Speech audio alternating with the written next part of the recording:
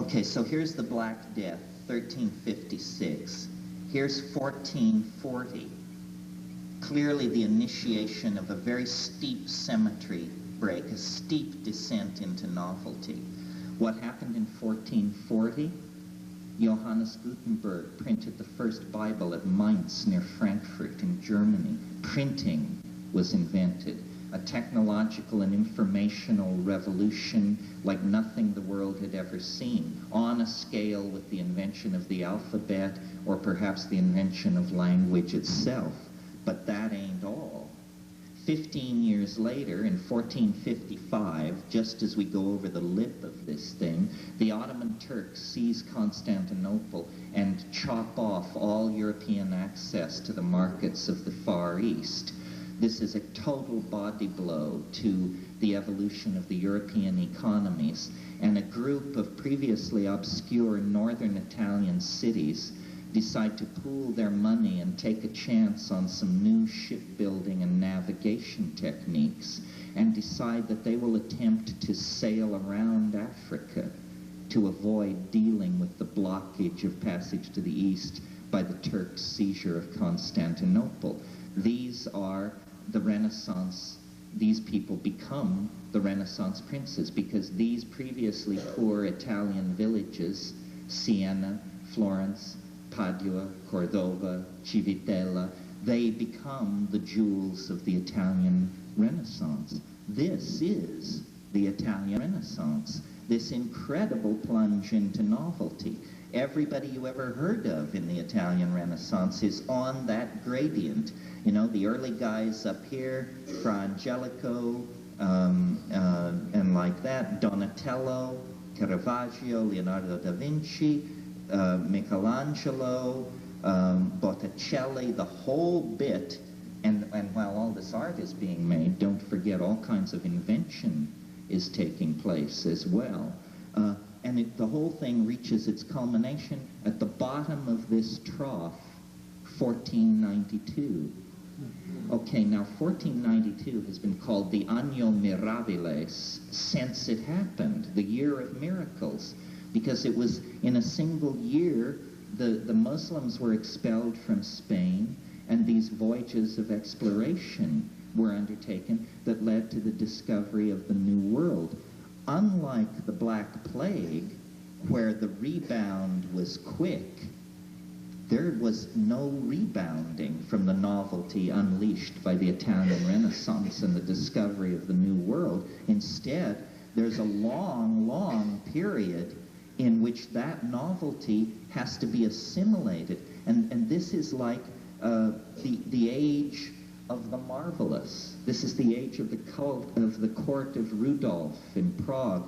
This is a period of time which stretches from 1492 to 1619. The entirety of the 16th century is along the bottom of this trough. And if you know anything about European history, you know that the 16th century was the most exotic century of the last 500 years before the 20th. I mean, this is where alchemy reached its great inflorescence. The Rosicrucian Enlightenment, the careers of Dr. Dee, of Henry Cornelius Agrippa, Giordano Bruno, all of that is happening here, including the discovery of the New World. Well, then something happens here, and this whole thing abruptly comes to an end. There's an end to the era of novelty in 1619. Well, what happened in 1619? Right, I know. You haven't a clue. In 1619, the 30 Years' War began.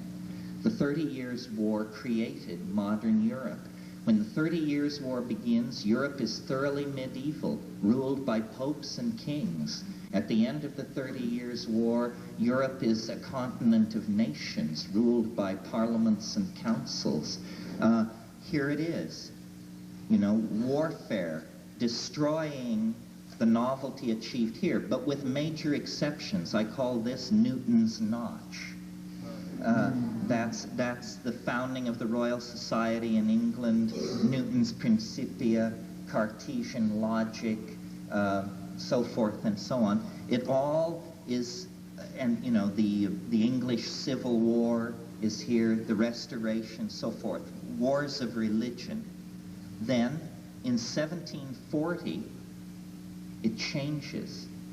This steep descent into novelty, from roughly 1740 to 1845, is, in its early phase, what's called the European Enlightenment, the French encyclopedists, Voltaire, all that, and in its later phase, what's called the Industrial Revolution.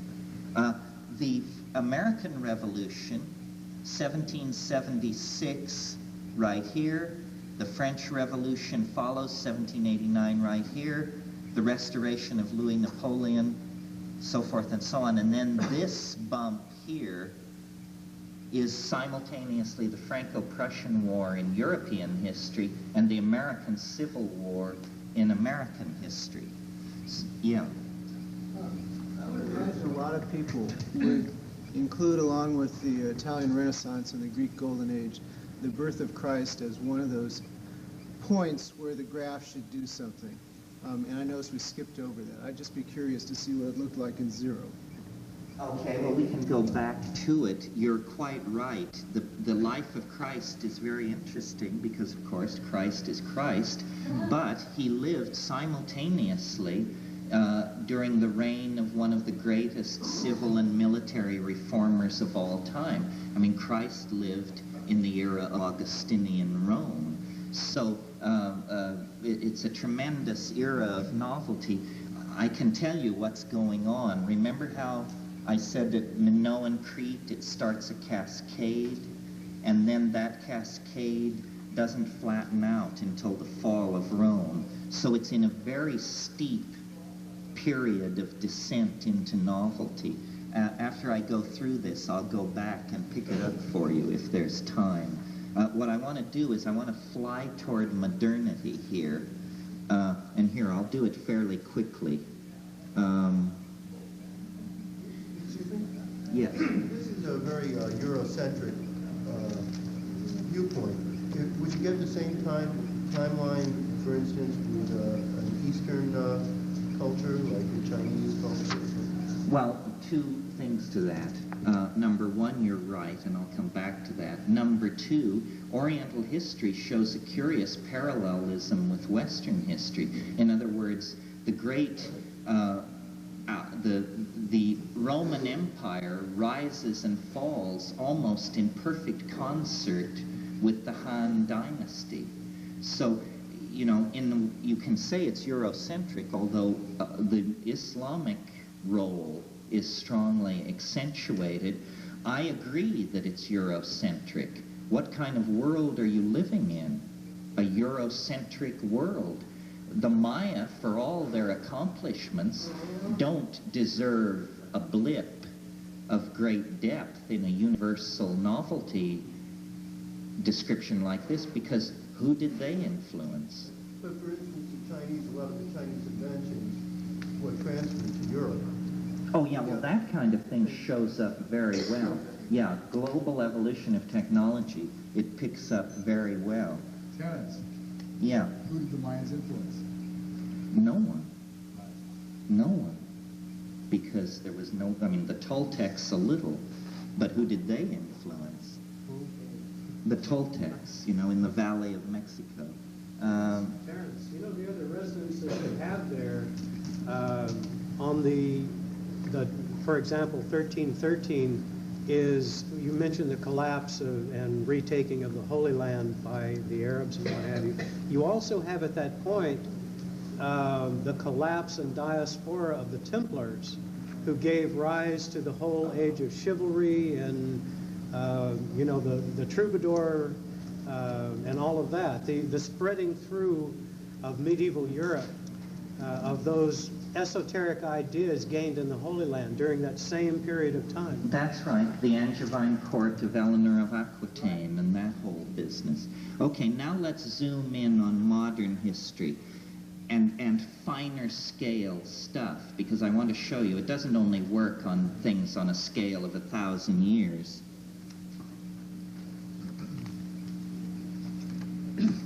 Okay, there's 715 years on the screen, 357 years on the screen, 178, 89 years. Let's look here for just a moment. This is from 1906 to 1996. This is a good place to show you how the resonances work. Remember how I talked about Chaldea, Babylon, and then Egypt at the bottom of the trough of history's fractal mountain? Well, what's at the bottom of that trough here? 1933. What? Well, WPA, I hadn't thought of that. Large-scale building projects. WPA. How about this? A cult of a godlike leader. A fascination with overscale architecture, a tendency to mistreat Jews. What have we got here? We've got Nazi Germany. The word Führer and the word Pharaoh are actually etymologically related. The static, monolithic, slave labor style of ancient Egypt is recreated inside the Third Reich. Is that not weird, I ask you? Okay, so this is the early 20th century, relativity, this descent into novelty. Relativity, 1906. Quantum, Dada, 1919.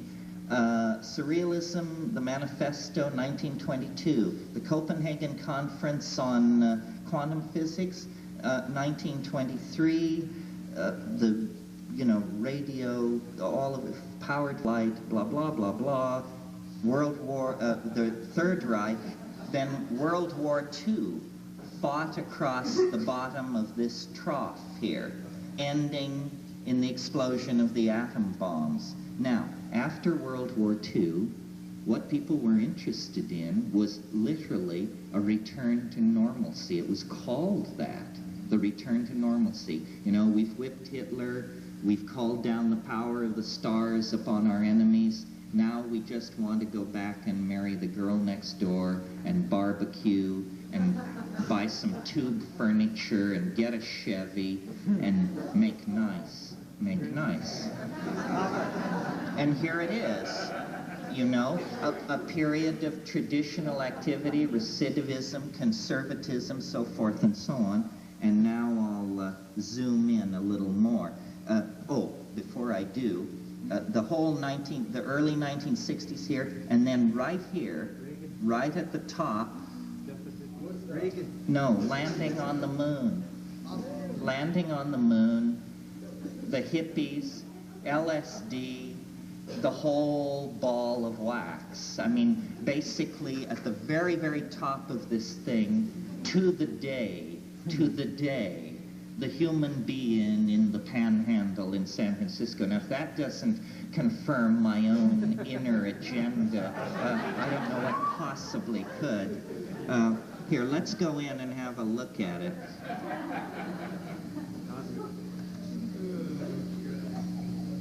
Where's the Grand Central Station be? Oh, we'll get there. 44 years, there's the top of the 60s. 22 years, the Reagan-Bush era. 11 years. 11 years and 2 months. The last 11 years. Now, remind yourself, we have not moved the positioning. We have started with 6 billion years. We're down to 11 years. Everything is being generated from this point in 2012. It's been right. And now, the last 11 years, from 83 to 94. Okay. This is, in resonance, the fall of Rome. In fact, the end of the Reagan era. This point here, well, I'm going to go in one more scale, because I want you to see this.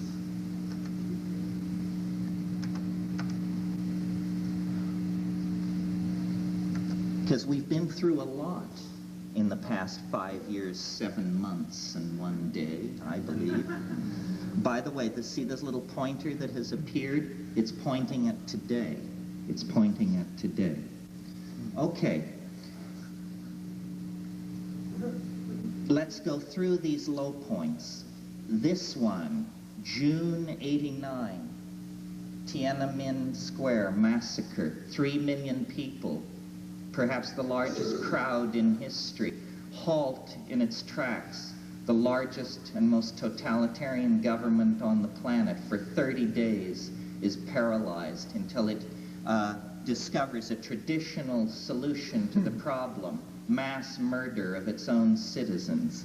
Okay, go forward.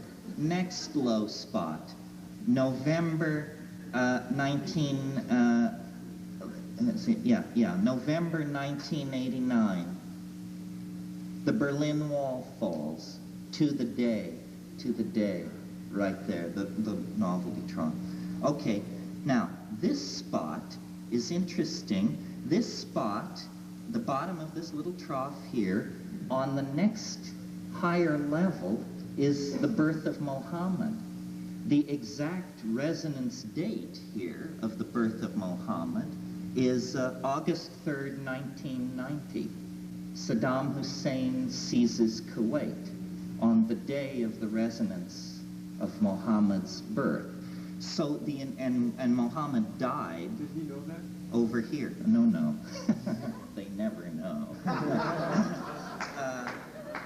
Mohammed died here. So here's the seizure of Kuwait. Then remember all the breast beating and the moving of troops around and all that. That goes on up to here. Then this is the issuing of the UN ultimatum, which made war inevitable. Here is the air war, this descent here, early January 1991. The ground war, and if I were to blow up the bottom of this slope for you, you'd see that it's wildly fluctuating on the fine scale. But the land war is there. Okay. Next low point, August 1991. The kidnapping of Gorbachev and the first Soviet coup d'etat, right there. I'm going to skip over this one because the only interesting thing that happened there was that two interesting things happened, actually. Food of the Gods was released that day. And I hate to tell you, but Ross Perot went on Larry King and allowed as how maybe he would run for president. Okay, then this low point here, wait a minute, let me make sure I got my ducks in a row. Let me use the pointer, actually. See, this tells me the exact date. Can you see that pointer? Kind of. How's the macro? There's Clinton's election, right there, in that low trough. And as you see, then we have come up. We've come up. Today, what was the date of the LA earthquake? January what?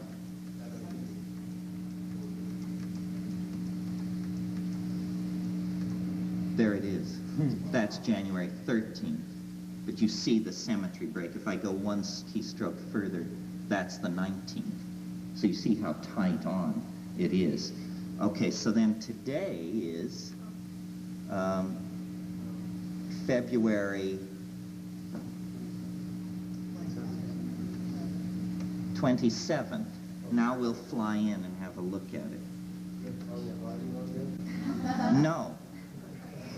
And that should tell you something. That point that goes like straight up, like we can look at the ones that go novels straight down. Just a sec, because I can't take my eyes off this thing. There's 1 year, there's 8 months, there's 4 months, 2 months, 1 month,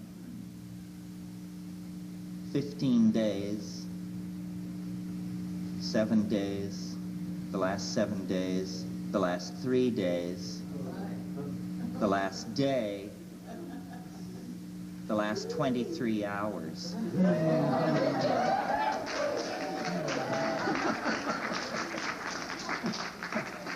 Now,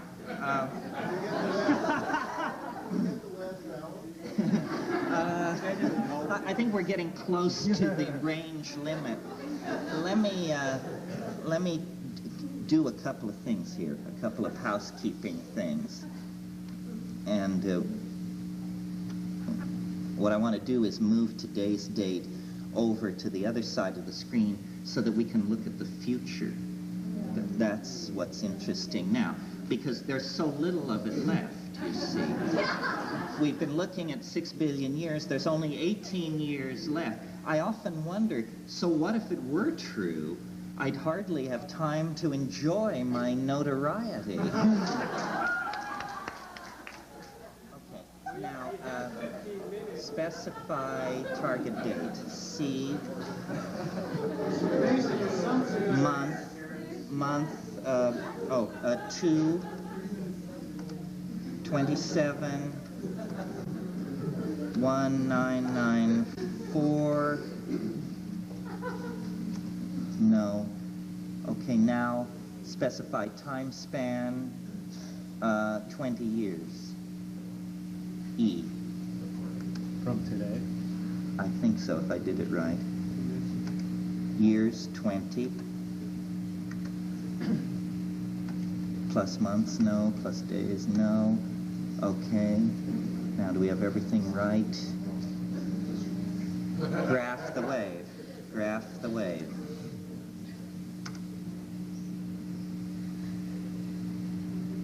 Yes. Oh. Okay. Now, see the pointer over here? That's pointing at today.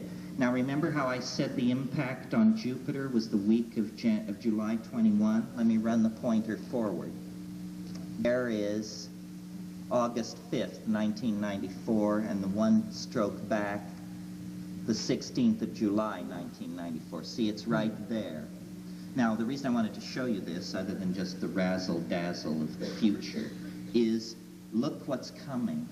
We've got a test of sufficient force coming that if the wave fails this test, I wouldn't think it would be necessary to hang on until 2012, because this is a very major test of the theory, and what it's saying is that beginning around January 23rd, 1996, and lasting until May 1st, 1996, a period of only 64 days, there is going to be an enormous rush into novelty.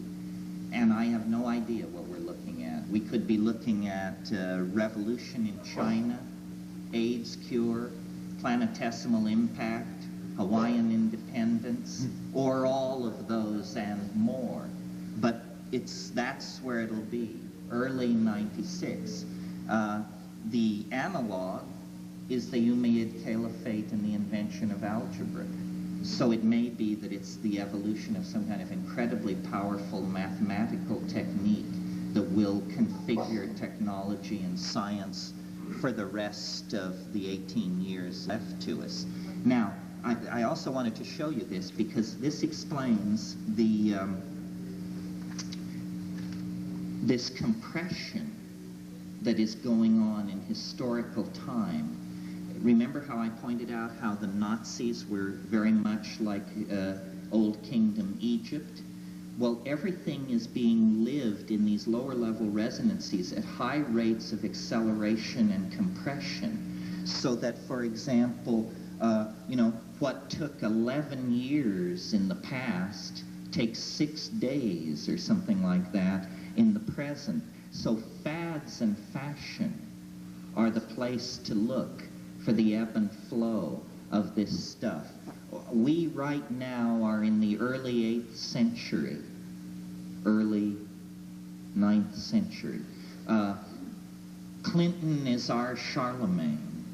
The revolt in Mexico is in resonance with the Mayan collapse and going on in the very same area. This is how it works. It's a kind of a lens for seeing how the future unfolds along certain themes. So what I would predict here is some radical gains, or something radical here having to do with ideas and Islam. Maybe a young Palestinian physicist will write the unified field theory or something like that. Then the rest of the 90s, where are we? 90, what's going on? Oh, 99. This is the rest of the 90s, carries us only into the High Gothic period, the medieval period. Well, for sure, the fundamentalists are just going to camp on the millennium. I mean, they truly believe that Jesus is coming. So, you know, this whole period around 2000 will be monopolized by Christian rhetoric and hoopla. Then, beyond that, it looks like, you know, I would hate to think that this is some kind of new plague, but we do have in the early years of the next century the resonance with the Black Death. Further on, in 2004 to 5, the Italian Renaissance in 2004, ending in late 2005 with the discovery of the New World, which I would predict is a water-heavy, oxygen-rich planet around of Alpha Centauri, or Beta Centauri. Just as an aside, did you know that Beta Centauri, which aside from the red dwarf Alpha Centauri, is the nearest star, Beta Centauri, is the most sun-like star within 70 light years of this planet. It's incredibly sun-like, 1.1 solar masses and burning in the same part of the spectrum as the sun. It's entirely possible that in 2004 we will have sufficient instrumentality that if there are planets around Beta Centauri, they will swim into view. And if they're water-heavy and oxygen-rich, we will have discovered the New World. Or it may be, you know, that somebody constructs a doorway into DMT land or something else. But 2004, the discovery of the New World. 2009, the equivalent of the Industrial Revolution. And then all of the 19th and 20th century compressed into the next 2 years, leading to the spin down. Because the shortest cycle is not 67 years, 104.25 days. There are shorter cycles. There's a 384-day cycle that will begin 384 days before December 21st, 2012, and that into 384 days will pack all the resonances of all previous cycles. There will then be a 6-day cycle at the end, packing all the resonances and associations into 6 days. There will then be an hour and 35-minute cycle, then a 1.3 second cycle. And in other words, the thing is just hurtling toward the omega point. Imagine this.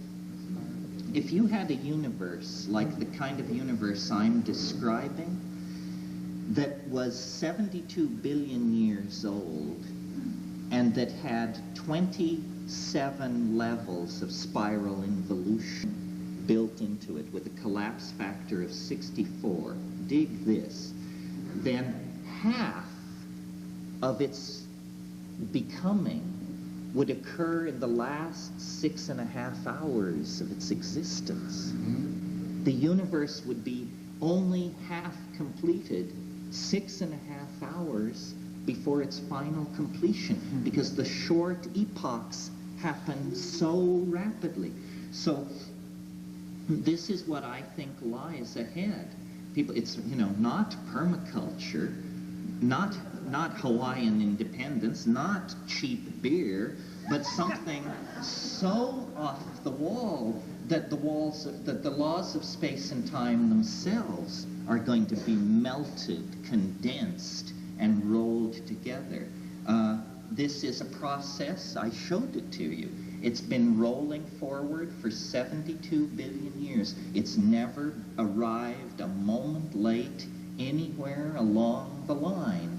It's on time, it's under budget, and novelty, which we represent, which life represents, which civilization represents, novelty is the proof of it. And novelty is ingressing into three-dimensional space-time at precisely the rates that the theory predicts. It explains why we're here. It explains how the cosmic drama works, and it gives permission to drop anxiety, because we're locked into an eternal process of alchemical rarefaction of novelty that is very close now to the culmination. The eschatonic body, the coincidentia positorum, the philosopher's stone, the UFO, the body and blood of our Lord, it's all about to enter history. This is the persistent and incredibly irrational assurance of Western religion that what other people used to call God, that God would enter history. History is the shock wave of eschatology. The presence of history on this planet means that we are only geological microseconds away from the full revelation of the presence of the eschaton. It is causing history. History is a distorted perspective on a higher dimensional object that is pulling all process into itself and always has been. And, we barely have language for this. It's being revealed through the psychedelic experience. This is what shamans see. This is why I say a shaman is someone who has seen the end, because you leave the radical linear confinement of history and you rise up into the super space of eternity. You look left, you see the Big Bang. You look right, and you can see the entire set of universal processes being sucked into the transcendent present of the eschatonic object. Yeah. Could this possibly be the Earth wobble theory, where the ice caps in the North and South Pole become your new equator? I think it's more radical than that. I think it's the collapse of Newtonian space and time. I think there's nothing left at all that you can hang a label on. That you'll be neither Agnes nor Angus when this is over. Yeah. Does that progress in the year 2022? 2012. 2022. Oh no. See the way that if you were to buy the software, you can put any end date in just with the keystrokes. It comes with defaulted to the December 21, 2012 date. Okay. Because let me but you can enter any end date, and then it will scale the entire wave for you relative to the end date you gave it. I scaled it to this date because after trying hundreds and hundreds of dates, this seemed to be right at all scales. This seems to work. Now, if you take this seriously and you try to make rational sense of this revelation, and it is a revelation, and dig the fact that it's a very strange revelation because it's absolutely self-limiting. I'm hung out to dry if nothing happens. It imposes its own test. It says, we will deliver, or you're free to reject it. So it isn't some vague promise about someday or soon or no. Dawn, Greenwich, 18 minutes after 11 a.m., December 21st, 2012, Greenwich Mean Time, the eschaton will rise in the east and consume the solar system and so forth and so on. Now, what did I want to say about this? I can't remember. There was something. Go ahead. I'm going to suggest that you take the progression to the year 2022. You mean try that as an end date? Well, that Not an end date, a now date, progression date. Well, let me explain to you, like short of the absolute consummation of the world and the ascent into the angelic imperium, how could this be fulfilled?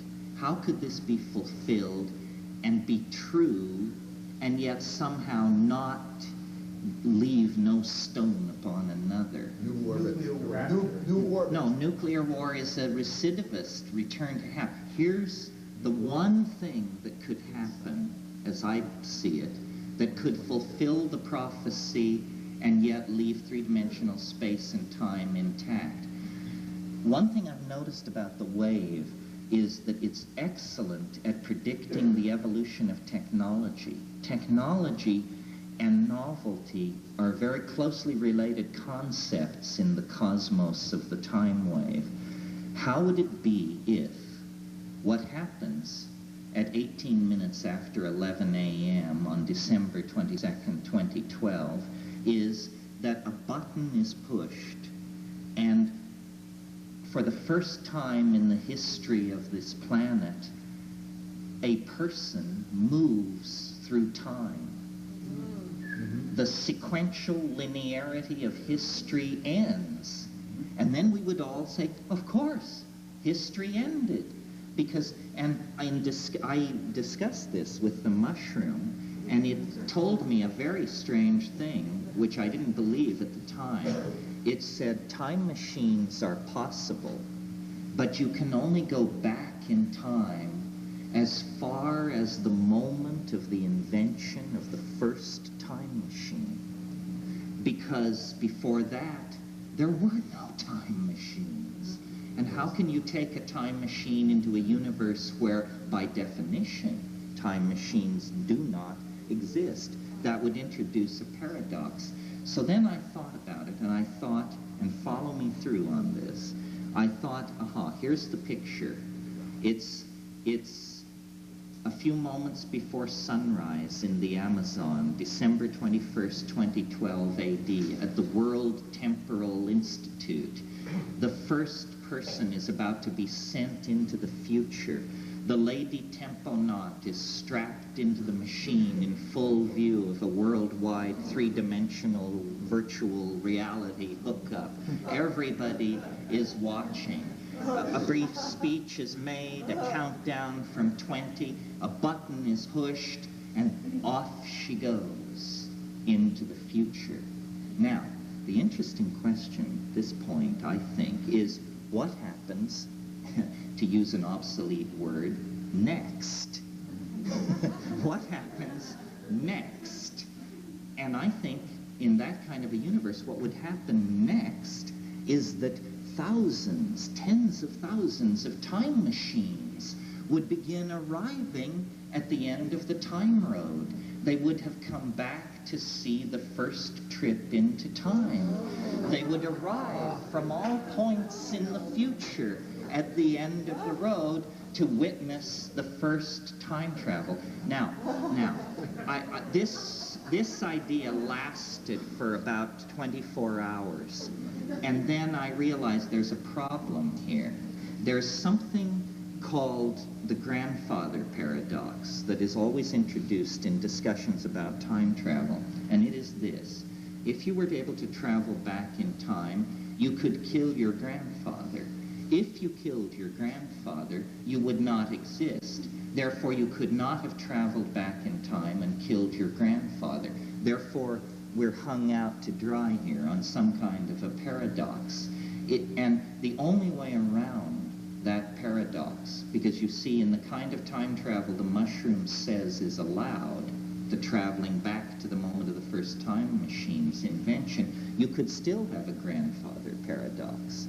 Because if your grandfather was born in 2022 and you were born in 2080, on your way back to 2012, you could stop in 2025 and kill your infant grandfather. So what do we do about this?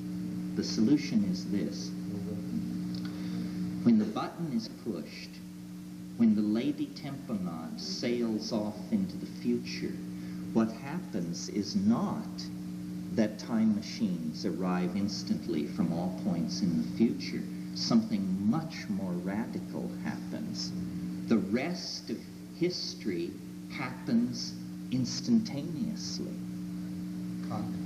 It all happens instantaneously. There is a collapse of the illusion of linear time. I call this the God whistle.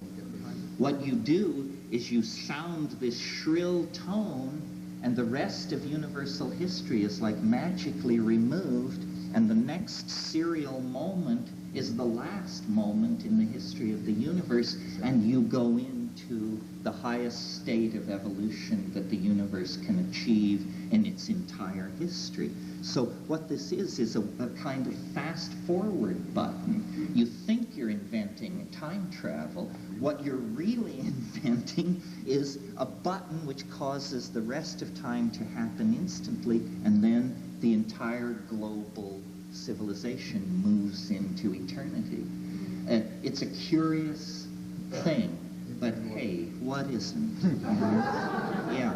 How do you relate this to apocalyptic theory, to second coming, to... Excellent question. Here's how I relate it to it. Through the resonances that we've been looking at here, it's clear that if time is this kind of fractal that I'm talking about, then it's a series of embedded modules that are complete within themselves, so that the entire history of the universe is in some sense recapitulated in every minute, every hour, every day, every year, every century, is a recapitulation or an anticipation of the highest cycle of time.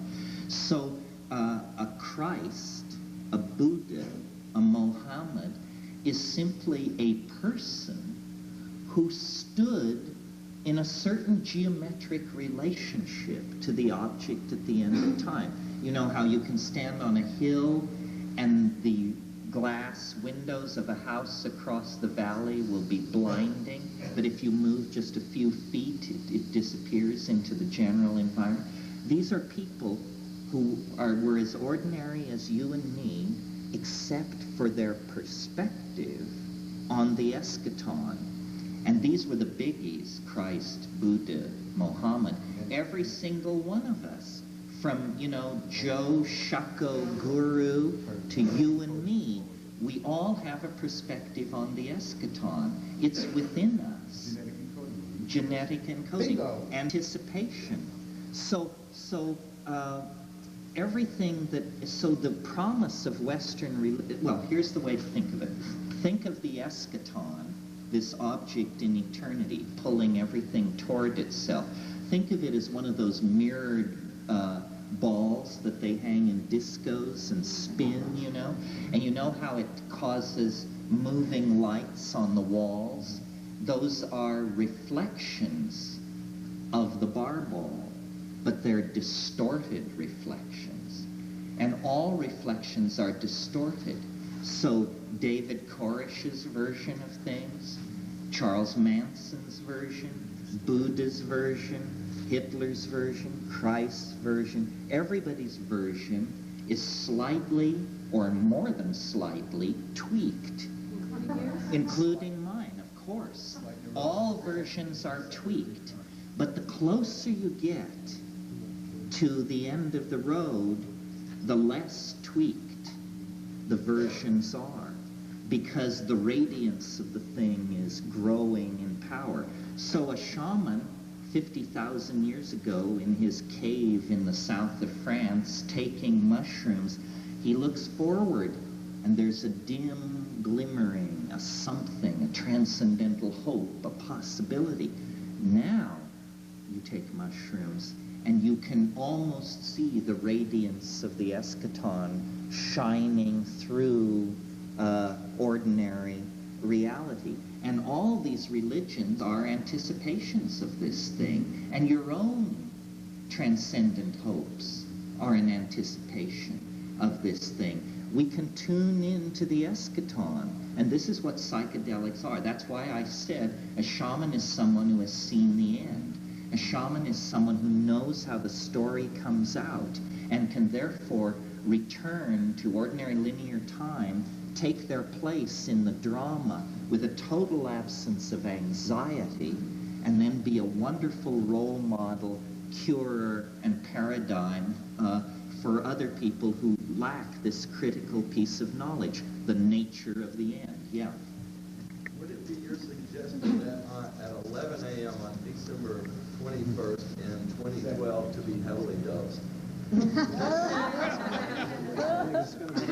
Well, it's like raising a lighted match to greet a supernova. Yes. It seems to me that the basic paradox between traditional scientific thought and what Rupert is talking about, you're talking about, Abrams is talking about, the people in quantum physics, Goswami and those guys, revolves around the issue of teleology and the rejection of teleology, and this causes the absolute collapse of that denial that something in the future can influence and cause an event in the past. And that is the philosophical peg around which all of this is wound. That's right. Let me explain what's being said here. Teleology is a fancy philosophical word for purpose.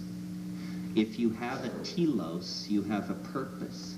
And it has been very, very important to modern science to remove teleology from its explanations.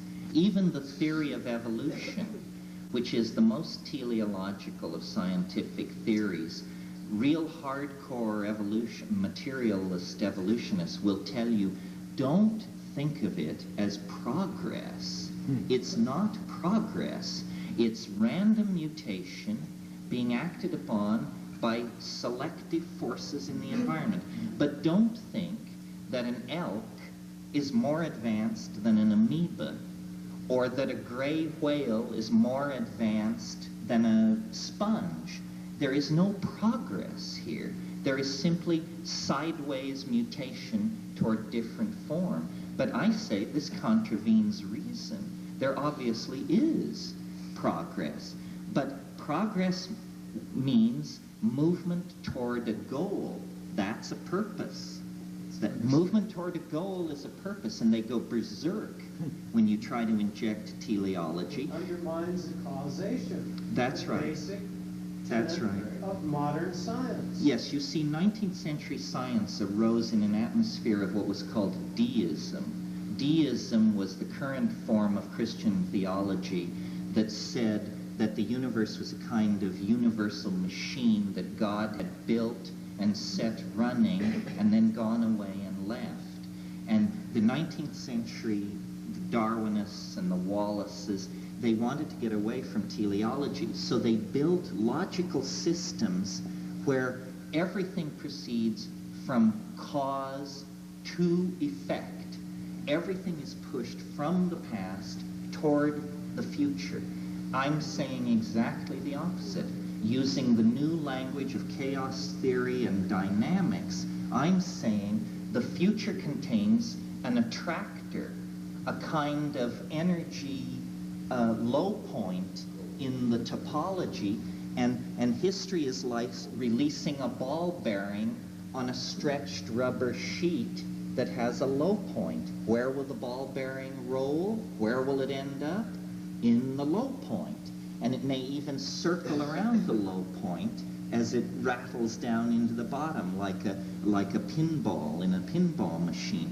This is perfectly reasonable. It's just incredibly unwelcome in the domain of science. But I think that science has betrayed itself by not admitting that over all scales of time and all scales of phenomena, novelty is being conserved, is refining, building upon itself, and accelerating its approach toward an ideal state of perfection, and that is this eschatonic body. Yeah. You said that science is betraying, it doesn't want to, but the 2 to 64 is also found as a major number in computers, technology, which is a culmination of science, and also genetic code, DNA. It's all interlinked together. So once science recognizes that, they're going to come to the realization that they were wrong. Yeah, the problem is, as I said at the beginning of today, that science as we know it will not survive this revolution because time is a variable, and all science that has been done to date has treated time as an invariant. And if we want to understand love affairs, revolutions, corporate takeovers, brain tumors, if we want to understand the things that matter to us as organisms, we're going to have to create an entirely new definition of what science is about and what it's looking at. Yeah. Everything you measure is altered by the act of measuring. That's right. So therefore, if there were a giant flywheel, everything spinning, everything repeating, that's the what people perceive is as well as that perfect repetition, there's the slight vibration of the machine, and that's what most people perceive, and that's what they are, a slight and irrelevant imperfection, the cycle of infinite recurrence. And that is the resonance and analog on the quantum physics level of spirit being the motivating factor for matter rather than the reverse, as in your discussions of teleology and the causation-driven theories. You see where? That's right. That's why there are 64 species of time. That's why DNA is the way it is. DNA is like iron filings arranging themselves in the presence of a deeper magnetic ordering field, the principle of 64. That's the 64 hexagrams are mental categories, iron filings on a different level, but all configuring themselves to reflect these universal principles of hierarchical ordering and interrelatedness. Now, to a degree, it's an indulgence on my part to tell you all this because it's just my theory, or that's how a straight person would see it. From my point of view, this is what the mushroom said. From the mushroom's point of view, this is square one. This is what you know if you know anything.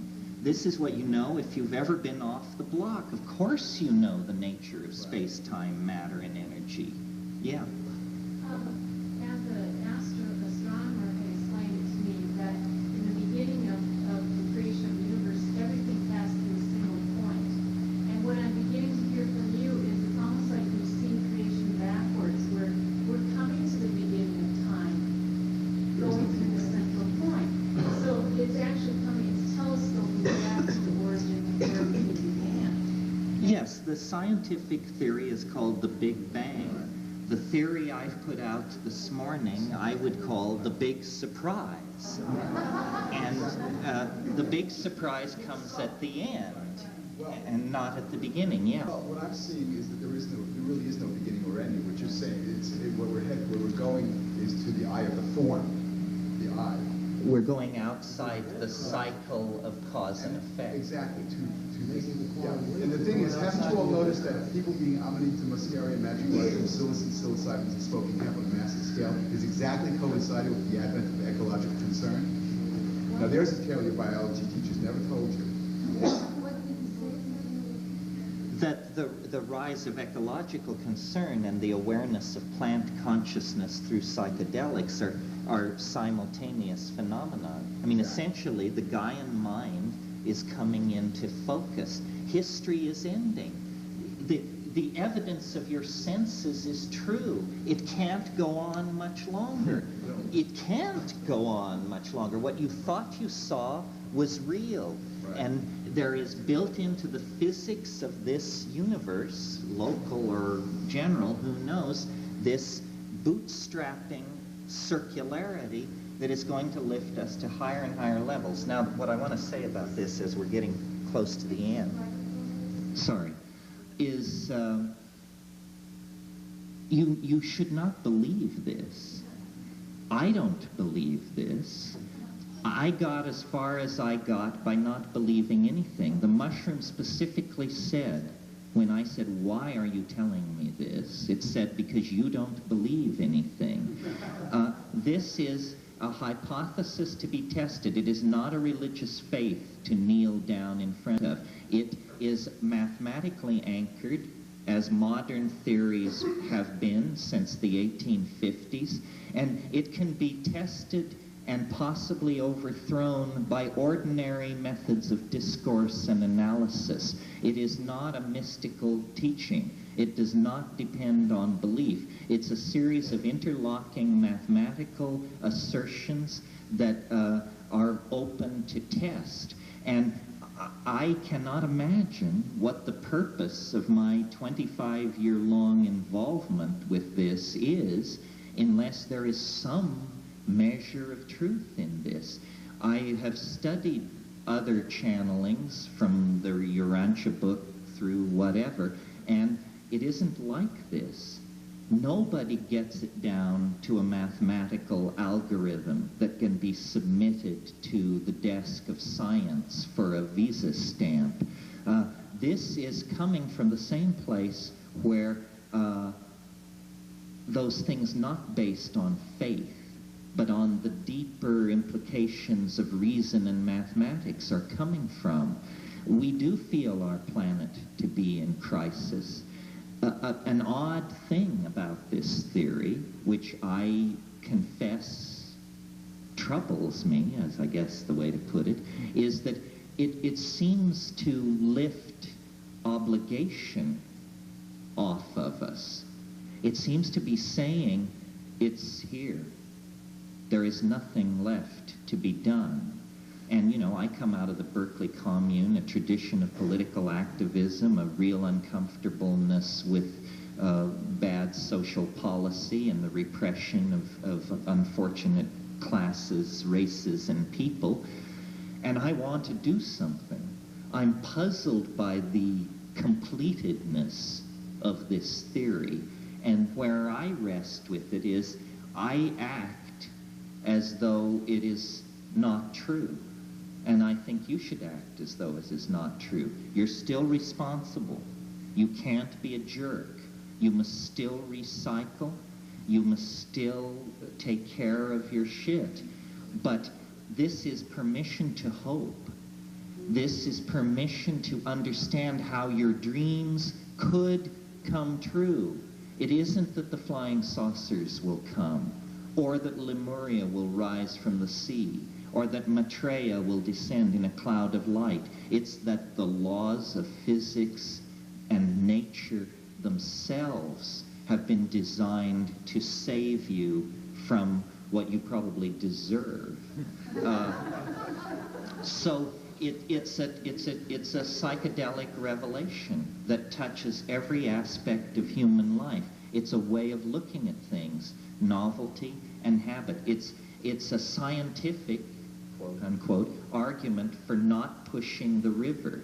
It's a kind of mathematical description of the Tao.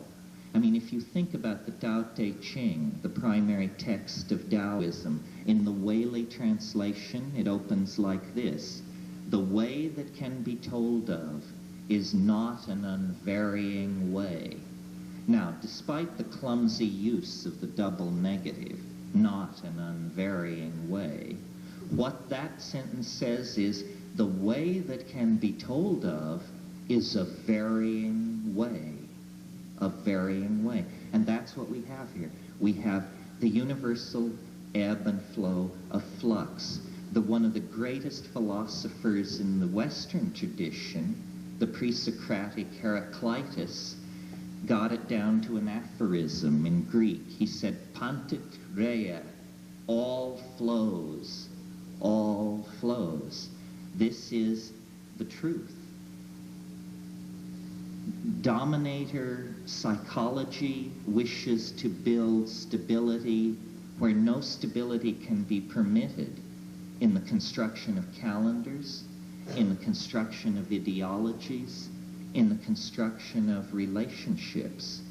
This is a perversion of circumstance.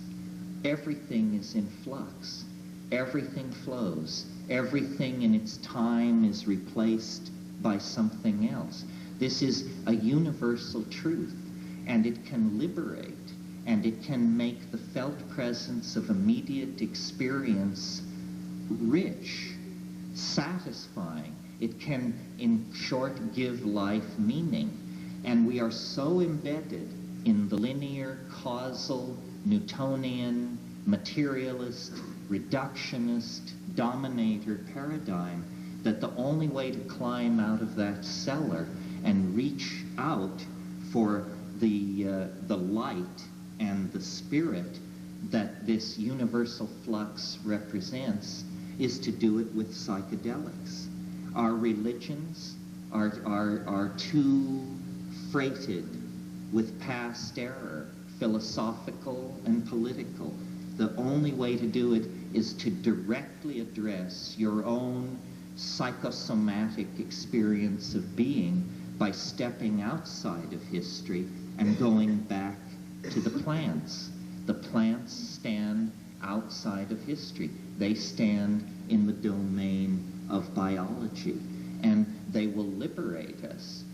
You and me and everybody not here and everything in space and time. We are moving toward the revelation of the universal purpose that has been in the process of defining and revealing itself since the first atoms clattered into existence. We're part of that drama, and we can join in that drama if we avail ourselves of these plant allies and make nature into a partner instead of an obstacle or an enemy. And that's all I have to say about this. Thank you very much.